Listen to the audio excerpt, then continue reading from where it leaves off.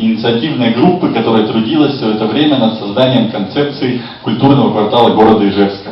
Вначале мы, как обычно, послушаем презентацию, а потом ждем вашего мнения, ваших позиций, ваших предложений, дорогие ижевчане. Марина Борисовна, встречаем ее аплодисментами. Спасибо большое за такое пышное представление. Я тоже очень хочу поздравить от имени нашей группы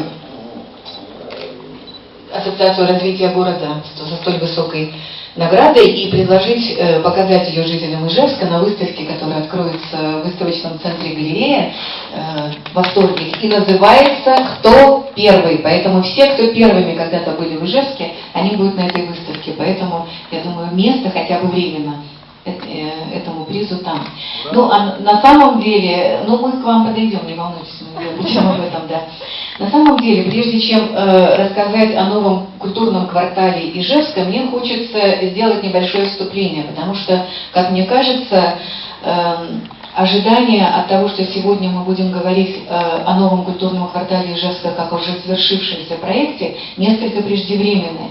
И группа продолжает, и даже я хочу сказать только в самом начале работы над этим проектом, поскольку задача, которая была поставлена в свое время администрацией города, создать музей истории Ижевска, да, первый, в общем-то, такой музей в истории нашего города, она была поставлена и как задача развития прилегающей территории набережной.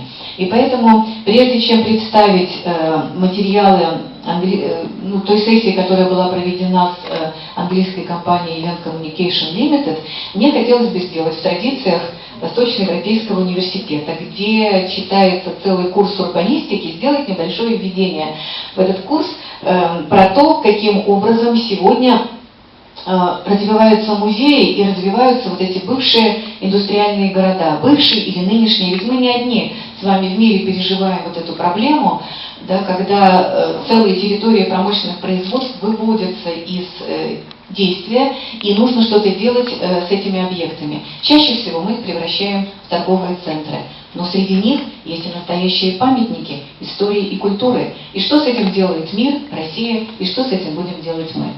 Поэтому мне бы хотелось сказать, что сегодня и музей играет совершенно иную роль. Они очень часто становятся теми центрами развития территории, которые позволяют по-иному оценить культурное наследие этой территории, придать ей смысл и создавать бренды этой территории. Мне кажется, что в Ижевске, который свой бренд «Город-завод Уралы» еще никогда не продавал как культурное наследие, как культурный бренд, вот это очень важное замечание, с которым могут работать музеи.